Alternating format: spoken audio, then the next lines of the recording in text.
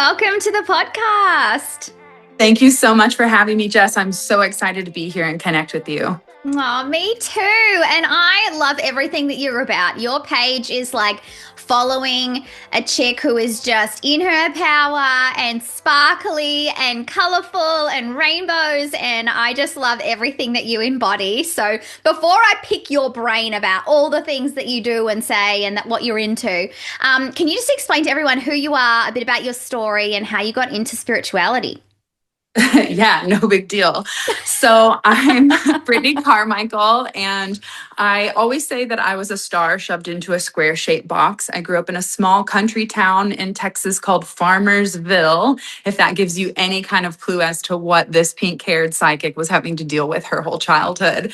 So I grew up naturally intuitive. I was always connected to nature and to trees and to fairy spirits and all the things. And growing up in a small country town with the pink hair and the I talk to dead people energy, it just didn't fit in at all. So I became a hairdresser. And so for 20 years, I've owned a luxury vegan hair salon in Frisco, Texas, getting to know how women think and feel about themselves on a deep, intimate level. In 2012, my mom had a massive stroke that paralyzed her. And I, shortly after that, had a near-death experience that woke me up to my intuition screaming at me, to where I made a vow that I would promise to listen to my intuition if it saved me from this near-death experience.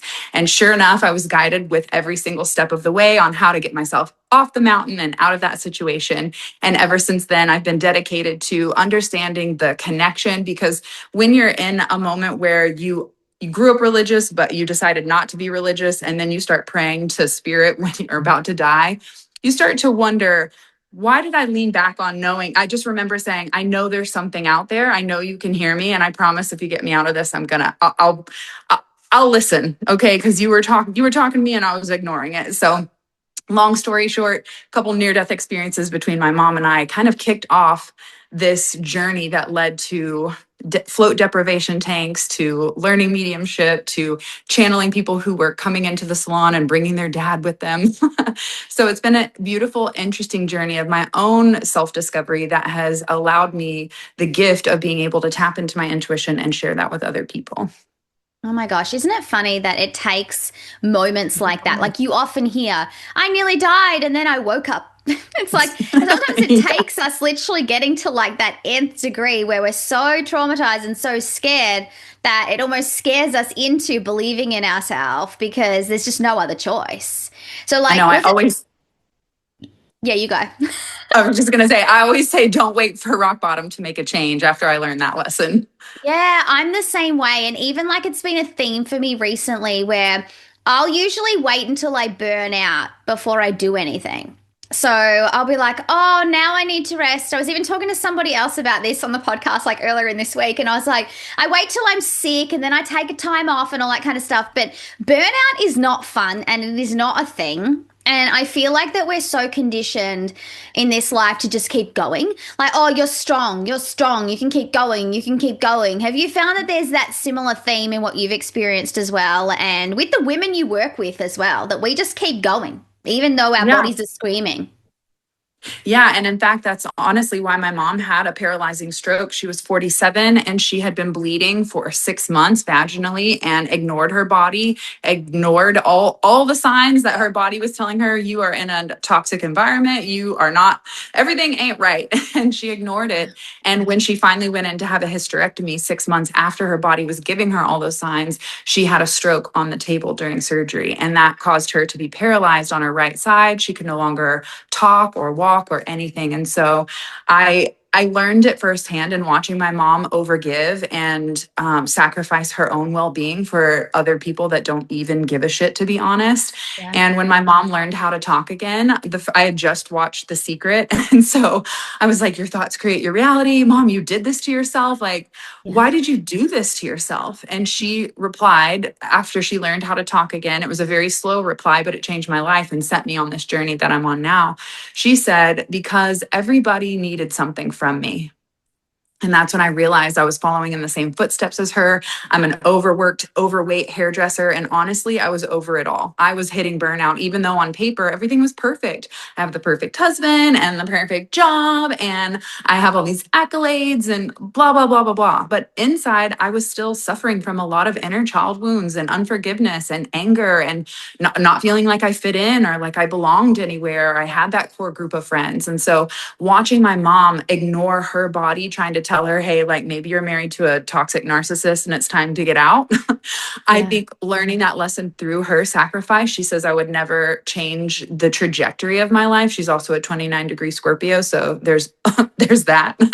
But she said I would never change the trajectory of my life because how it impacted me. And now because of my mom's stroke and watching someone I love dearly ignore her body, ignore the signs, and stay in an uncomfortable environment, whether it's burnout at work or being abused emotionally in your relationship. I think we wait until we hit burnout or hit rock bottom. And that's maybe a cultural programming that we've experienced. And so that's why I'm on such a mission to like speak up and be an advocate and use my throat chakra to say, like, it's okay to rest. It's okay to say no. It's okay to have boundaries. Yeah, it really is. And you pay the price if you don't do what you need to do in those moments. And, a lot of it comes from guilt. Like, oh, I feel bad if I don't do that, or I feel bad if I don't show up, or I feel bad if I do this. But you've said before that guilt is not your intuition. Like, guilt is conditioning and programming. So, how can we start to separate the two, like Yeah. in real life terms?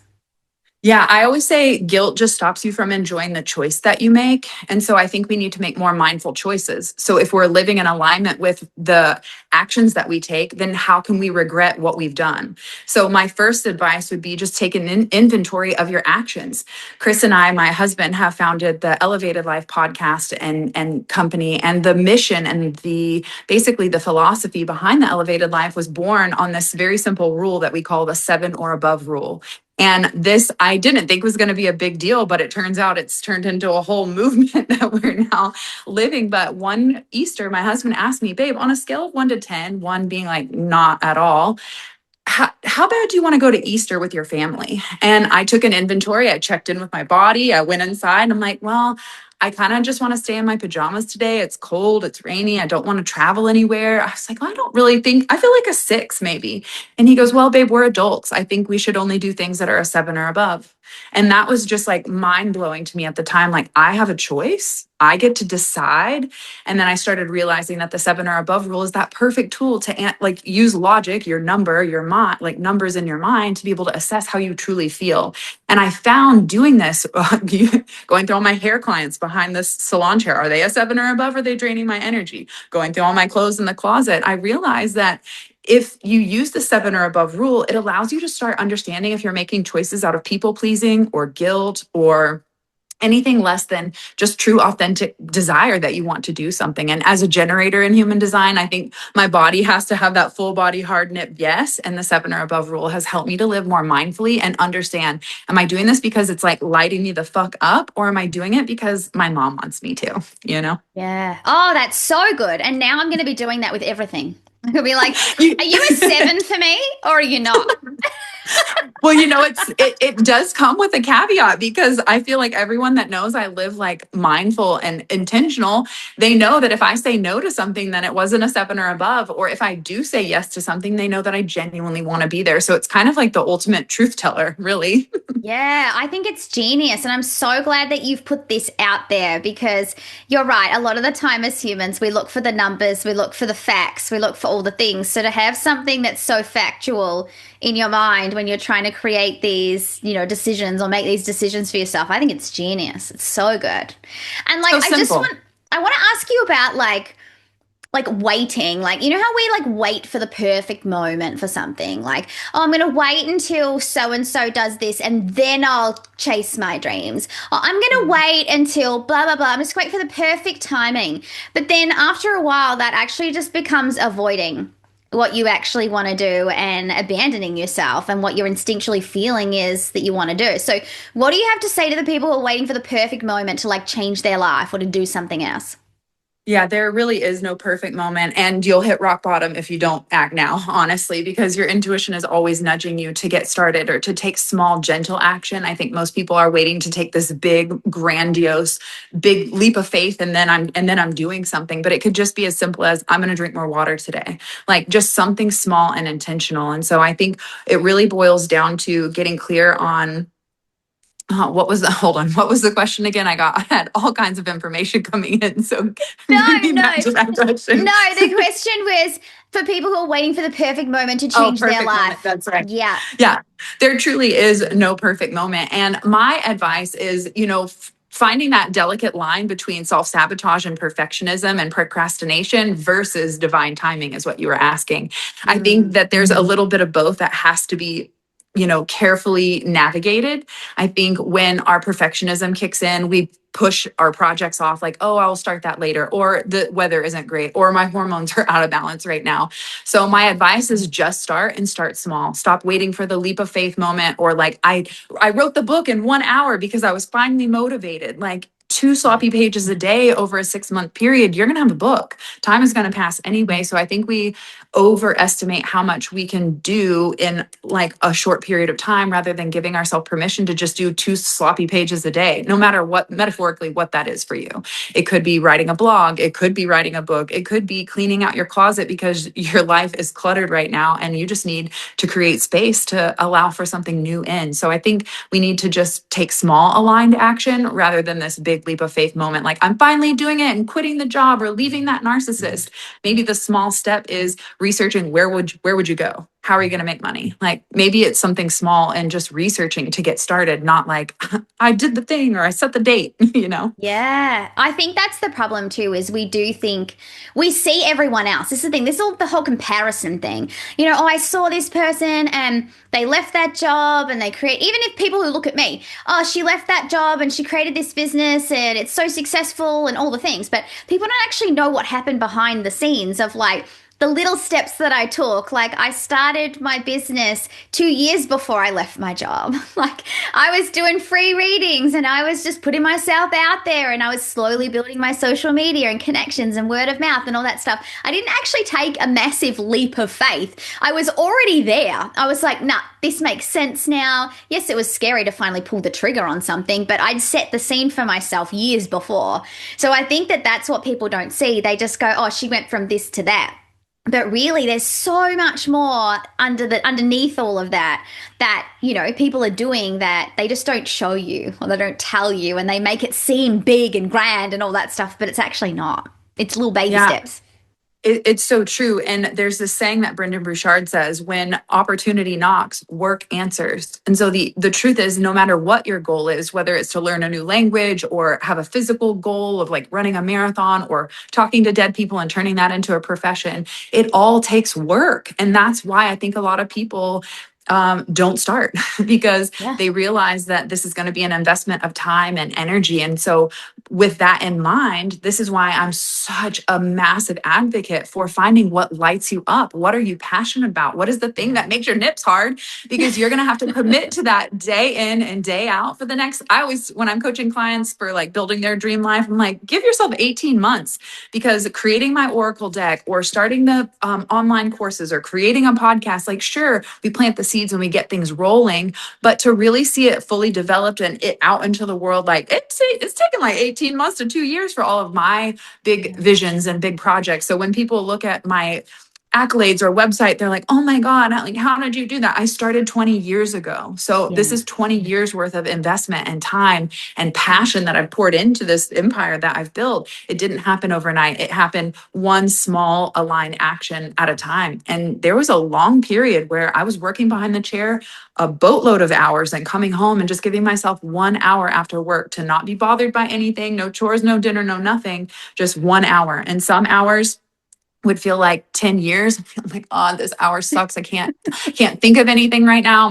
I'm brain dead, but I would still sit at that computer and put my body in that routine and rhythm, because without routine, ain't nothing gonna happen. The first lesson in Shine School is if it ain't scheduled, it ain't happening. So your first Mhm. lesson here is put it on the calendar, build in a creative block of time for 90 minutes every single week or 30 minutes or whatever that is for you, and get consistent. So no matter what it is you're trying to build, grow, or even if it's life, I mean, or a garden, it's consistency, period.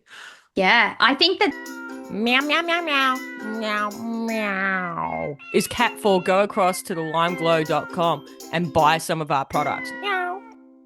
that is the key too. People can be a bit flippant. Like, oh, I'm going to do this. And everyone's so motivated at the start of doing things, even if like you want to get fit or whatever. It's the people who are consistently showing up every single week, regardless of how they're feeling, that get the progress and make the difference. It's the ones who come every once a month or whatever. And they're like, why aren't I losing weight? Or why aren't I looking good? It's like, because there's no consistency there. Like you're not holding yourself accountable for what you actually want to do. And you have to make it doable. Like, doable is the thing because we all have this, oh, no, I'm going to do everything. I'm going to change everything. I'm this all or nothing kind of mindset. And then you fail and you let yourself down. And then you're like, oh, we'll just stuff it and you throw it all in. Whereas when you do things that are doable and you're like, actually, that wouldn't actually be too hard for me to add another 10 minutes onto what I'm already doing because what's 10 minutes kind of thing. That is where I feel like you have the most success. Have you noticed the same thing for you? Oh, absolutely. Because we all need that little dopamine hit of like, I'm doing a good job and it's not Yeah. overwhelming. One of the lessons at the end of Shine School is to celebrate the small wins, not Yeah. waiting till that milestone to finally celebrate because it's going to take a lot of hard work. And if you wait till the end to celebrate, you're going to be pissed. You're going to be like, I'm not like, I'm Yeah. over it. I quit. I give up. There's no glory in it, right? Sometimes you have to get like sweaty and in the mud and like all the things to like build some of your dreams. Some things have been easy for me and some things have been such a challenge and has caused so much growth within my own self to create my own oracle deck and actually have a physical product when I've been a service-based business from hair to psychic mediumship. I'm easy to get on a Zoom call and offer your services, but to try to like get something on Amazon or to print something or where do I get it sourced from, that Yeah. required a whole new set of skills for me. And so I think it's really interesting that no matter what journey you go on, there's always growth and there's always going to be challenges. And I think people fear the challenges and that's why they hold themselves back or procrastinate or that perfectionism of like, it's not going to be perfect. I'm not going to do it. Well, my first haircut looked like shit. And my clients now love the fact that I actually just took the leap of faith and started cutting people's hair in beauty school and was like, I'm just going to try and figure it out. So I Yeah. wasn't great in the beginning. And I remember this quote saying like, do 10,000 photos or 10,000 hours of whatever your passion is. And then you'll be better at it. You'll be good at it. And it's that Yeah. consistency. And that's exactly why I created the Shine from the Inside Oracle, because I have this program, Shine School, that teaches women how to reclaim their power and to step into their purpose and manifest whatever they want. And I realized we've had thousands of women from all over the globe. And yes, a lot of them have gone through it, but there's also a lot that have only made it through 10%, 20%. And it's the real truth about course creation, especially these days. And so my husband asked me, well, what is the thing like you are most consistent with? And I had to really think about that. And for me, over the last 15 years, it's been tarot reading. And so I thought, you know what? I can make this course and it has all the knowledge and all the wisdom that you could ever need to like reclaim your power and love yourself. But if you won't show up and do it, then it doesn't fucking matter. And so I Yeah. asked myself, what am I most consistent with? And as a yoga teacher, I skip my yoga practice, I skip my breath work, I skip a lot of things in my self-care rituals. But the one thing I never skip is pulling a tarot card and journaling in the morning to check in with myself. And so I thought, I'm going to bridge the gap and I'm going to create an oracle deck that takes all of the lessons in Shine School about self-love and committing to self-care and trusting your intuition. And I'm going to put it in a really beautiful, sparkly, like pastel colored deck that would inspire you to pick it up if it's sitting next to your bed Mm. and you're like, oh, that's so pretty. I'm going to pull a card, but powerful enough to like punch you in the soul with some wisdom and truth of like, get your shit together, girl. We like only have so much time here. And so that's Mm. honestly why I created the deck, because it is about consistency. Building your perfect life starts with your routines, and your routines Yeah. can be changed. And I always recommend starting small. Just pick one small thing. The thing that changed my entire life and why I am who I am today and how I'm here and all the things that have transpired is because I decided to stop drinking soda. That was the one small change that I made in my life almost 20 years ago, that I thought, what would what could I release that I know is not serving me? And I had to, it was a quick inventory. And the first thing that came to mind was soda. And I was like, all right, I'm going to start there. I'm going to eliminate soda and see where it goes from there. And that eliminating soda led to eliminating eating animals and meat and cheese and like all kinds of things, processed food. It was one small change that I made a decision in my life 20 years ago to lead me to all of these compounded small decisions that have made a massive transformation in my life. Oh, I love this. And that's the thing too. Like at the time, you were probably like, yeah, okay, giving up, soda, a soft drink, all that, that's doable. Yeah. I could probably do that. I'll just give it a crack, see what happens, kind of thing. And I think Yeah. not putting the like expectation on yourself too in that moment for it to be a forever. Like even if you put like time limits on it, you know what? I'm just not going to drink it this week. And then you'll be like, I feel so much better. All right, I'm just not going to Yep. drink it next week. Like, I feel Yep. like there's this whole all or nothing all the time, and that puts so much pressure on yourself and expectation. I was even actually channeling a one question reading the other day, and someone asked me, and they were saying, am I going to have a baby naturally in the next 12 months, yada, yada? And the first thing Spirit said was stop putting expectations on yourself to do things in certain timelines, because you'll Mhm. continue to let yourself down. And you'll be like, oh my Mhm. God, I didn't do it. And I thought I would do it. Some things are out of our hands. Yes, we can put one foot in front of the other and do the dance with the universe. And maybe you will have the baby in the next 12 months and it won't even matter. But putting expectation on you so heavily to be definitive about everything, that's just not the right headspace to be in. I feel like we just need to put one foot in front of the other and have the mentality of, I know that I'm trusting that whatever's for me is not going to miss me, and I'm just going to keep moving in this direction and have faith in the universe. Are you the same way? Like putting these definitive timelines on everything, I just find it so restrictive.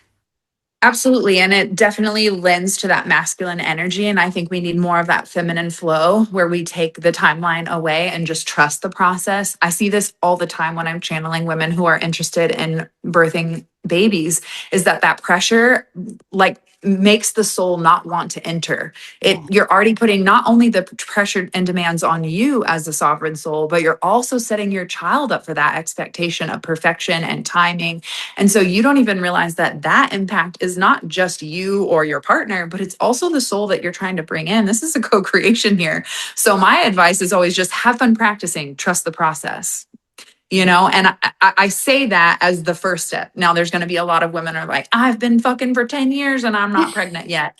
That's a whole nother conversation. Okay. But like, let's get back to the basics of like making it fun again and not so rigid, because I think that pressure takes away the magic of life. Yeah, it does. And it just puts that layer of expectation and ickiness and desperation Mhm. and lack. Whereas if you're in that abundant, positive energy and you know you're going to have this baby, you feel it, you know it, you're going to keep moving in that direction. It's just a matter of when.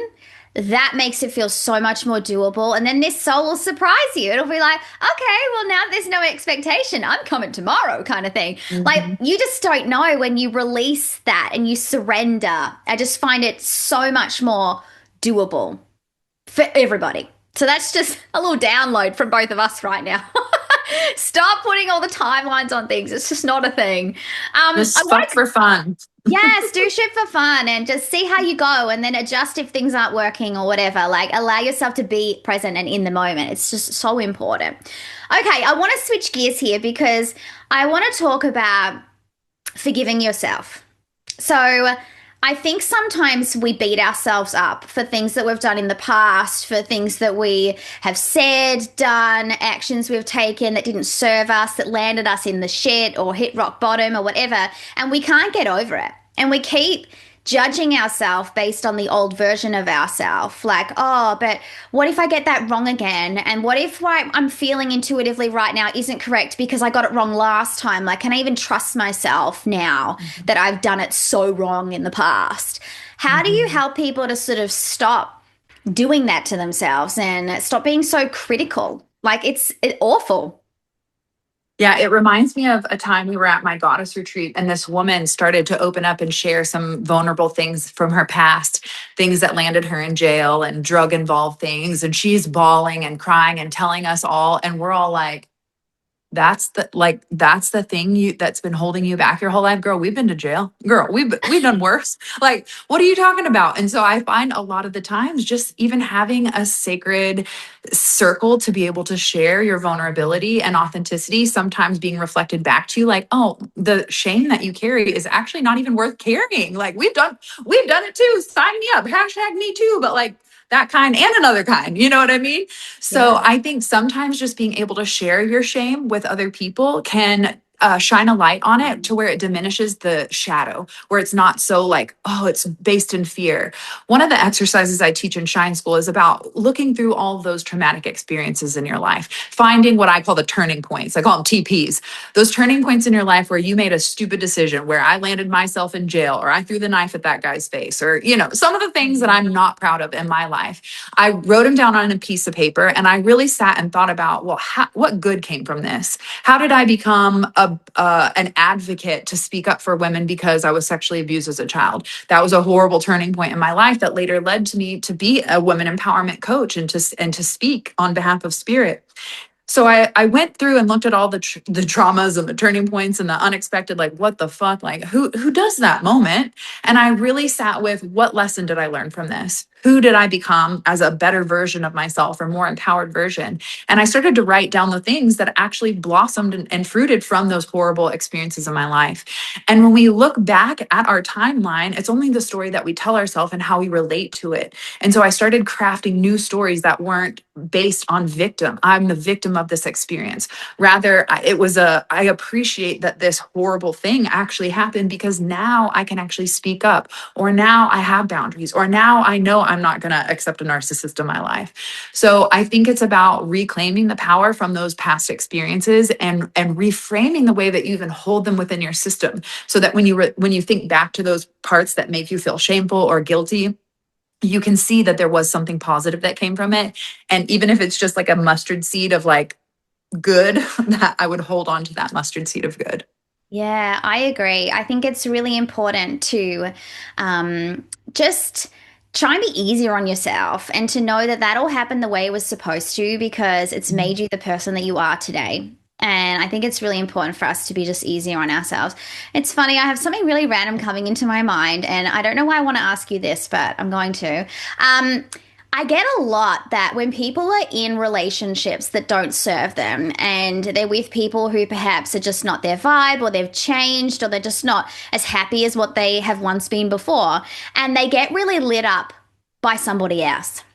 And I hear this a lot. I talk to a lot of women who are in this place where they're really confused, because they're like, I'm with this person I've been with for so long, and now I'm attracted to somebody else, or I'm feeling a connection with somebody else. And what does this mean for me? Does this mean that this person's better? Do I go in that direction? Do I stay where I am? And a lot of the time I hear from Spirit that the person that they're attracted to, or the person that's come into their life, is actually shining a light on what's missing from their current connection.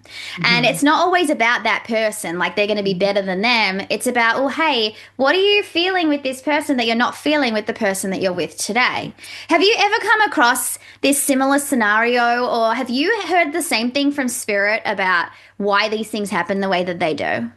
No, you're 100% accurate. I see that exact same pattern show up in many relationships. In fact, like 95% of the relationship or the readings that I end up doing are like, you should probably leave that partner. You should leave that narcissist. And so there's valid moments in being stuck in a cycle for a long time and it not changing from the other person's perspective. But there's also the other side of the coin, is like, is this something that you guys can grow and heal together? So I think there's an interesting approach and dynamic to this, because yes, it is a mirror. All relationships are mirrors. It's showing you what is lacking from that current relationship. So the question then is, are you going to use this mirror to explore deeper with your partner on what is lacking, and what you have to communicate and ask what you want out of the relationship, or what your expectations are?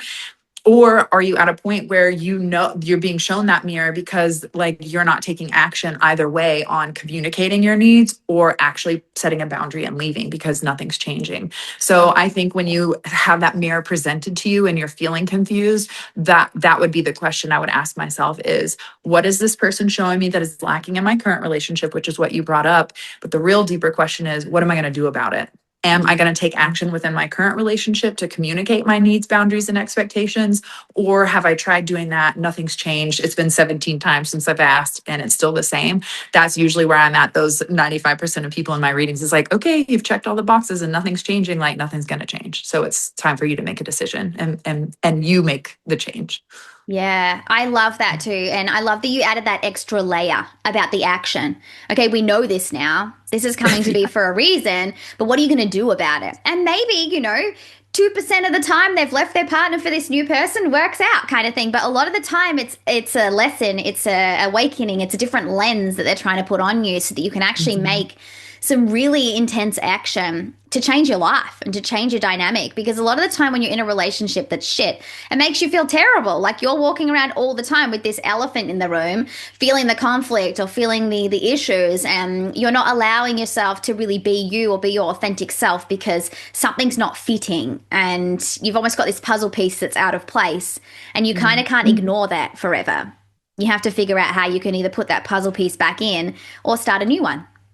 Yeah, I agree. My shortest job growing up was 6 hours. It was at a prom dress store and a wedding dress store. And I didn't know 7 or above rule, but I knew that that was not a line for me. I'm not going to hang up your fucking dresses anymore. I'm not going to be told, I'm not going to be pushed around like this. And so I literally walked out after 6 hours. And I was 17 at the time. And I think back to that 17-year-old that was courageous and knew her boundaries, but maybe didn't have the most graceful way of communicating them or the most loving. I didn't come from the most loving space. I was definitely surrounded by anger and protection. But I just like have to high five myself for being a version of myself that has always not tolerated bullshit. I know there's a lot of women, including my mom, that I've witnessed my whole life tolerate. And I think that we just have forgotten we have a choice and that it can be so much better with just you and your vibrator if you're miserable in a relationship. It's so true. Oh my gosh. I want to ask you about the spiritual space and I guess what you would really hope to see more of in the spiritual space and perhaps even what you'd want to see less of in this whole spiritual community. What comes to mind? Yeah, I want to see more love and less fake marketing, like, period. Like, is my genuine first thought. I remember in 2020 when the world was going crazy and everyone's energy was through the roof. And me as a sensitive empath, I'm sure you felt this too. You're just like overwhelmed and you feel all this fear and all this pain. And I remember asking my spirit guides, how do I maintain love and light in a world full of anger and rage? And their answer came back so fast. I didn't have to meditate and I have to go to the woods. I didn't have to wait for some download and some fancy whatever. They hit me, they punched me in the face with this information. They said, anger breeds anger and love breeds love. And I just was kind of mad about it, honestly. I was like, oh, so I just have to keep loving. And they said, yes. I'm like, well, that's shit. I'm like, but also that's easy, like I can do that. And so for me, that's kind of like the tone in which I'm taking to the whole spiritual world is that to be spiritual to me is to bring love to every experience, and so for me, my lesson in being a spiritual mentor is just constantly softening while still maintaining boundaries. So learning to be heart of gold, sparkle magic, like pure love, but also not getting walked over. Pablo Picasso said there's two types of women, doormats and goddesses. And that's the energy I'm bringing is we can be goddesses that love, but not from a place of rage. I think that's where the women empowerment and like the women's rights movement has been a beautiful birthing of women speaking up and reclaiming their power. But what I've seen over the last, well, hell, even before I was born, the decades of women like being so angry because it's been unfair. That's what anger shows up as, is unfairness. And as a Libra, I get it. That injustice has been fucked. But we can't come at it from a place of anger and we can't come at it from a place of rage because then we're going to continue and perpetuate the same problem. So when I think about what the spiritual world needs is just more spirit, more love, more connection, more inspiration, taking action that is inspired from within, allowing your creative soul to kind of guide your unique avenue in which you are meant to show up and play a part in this world. And I think it doesn't have to be big and grand. I think small loving acts in the grocery store, just smiling at people, like waving hello in the freaking elevator. Like, I don't think it has to be hard. I think it'd be really simple to just offer a little bit of kindness. And I think that has the power to change the world. Yeah, I agree. I Mhm. think being kind is very powerful. I love that. And I love that we're finishing on that. So, before I get into some random questions that my wife Yeah. has prepared earlier for you, what is the best way that everyone can connect with you? Yeah, so you can find me at my website, brittneycarmichael.com, or you can slide into my DMs on Instagram at The World by Britt. I love hearing from you, especially after you've just listened to the podcast. Any ahas, any triggers, any moments that you feel called to share, definitely come reach out, say hello. I'd love to build the connection. But Instagram and my website are going to be the best places to find all of the events and the magic that we create, and even the Shine from the Inside Oracle. Oh, I love that. Okay. Well, your first random question is, how do you hang toilet paper, over or under? Anyone who does under should be banned from the world, period. It's 100% over. I agree. Even when it's sometimes under, I'm like, well, hang on. And I'm like changing it because it's so annoying. It's just, I am the person that would absolutely change if someone did it under. Like, someone's got dyslexia or something. oh my God, I love it. Okay. If you were a dog, which breed would you be? What, a Chinese crested? I'm like, what are they called? A Chinese crested. It's the hairless dog, but has like the hair on the ears and the hair on the tail. 100% Chinese crested. Oh, I love that. And that's so random too. I like this. Okay, your last question. What do you call a girl named after her mother if a boy named after his father is called Junior? No. Oh, no, a copy. That's what I call it. A copy. I think we need our own names, like our own sovereign names. I hate Against that it. question. I cancel that question. No. How I So just true. Oh my God. let's Where be it's like creative. senior and junior. It's like when someone has the same name, like, the dad and the son are named the same name. And so they're Yes. like senior Peter and junior Peter and all that kind of stuff. No to that. Everyone, different No. names, different identities. Break the karmic toxic cycle, y'all. Like, come on. Stop perpetuating it. I love that. That's too funny. Oh, well, thank you so much for being here. It's been so awesome to chat to you. Yes, this is so fun. I'm so glad we got to connect. And before we go, I had two cards fall out of my deck as a reading. The first one is turn criticism into kindness. Turn criticism into Ah. kindness. And listen to this. Turn lemons into lessons. Okay, that is weird that they both start with the word turn.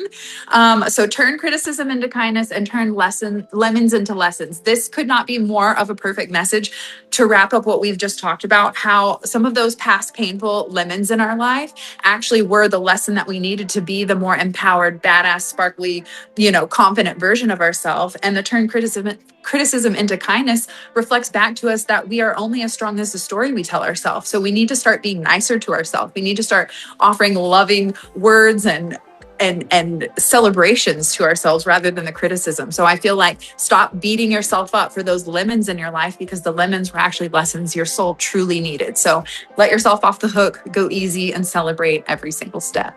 Oh, I love that. That is so relevant. I am all about it. So everyone needs to go and get your Oracle deck now because it is on point.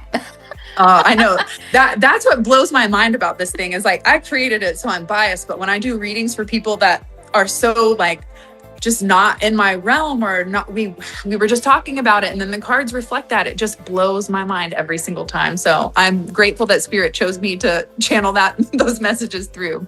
Oh, me too. Oh, well, thank you so much again. And I hope everyone loves the episode. Thank you, Jess. This was so fun. I can't wait to hear from you guys, and I'll talk to you so soon.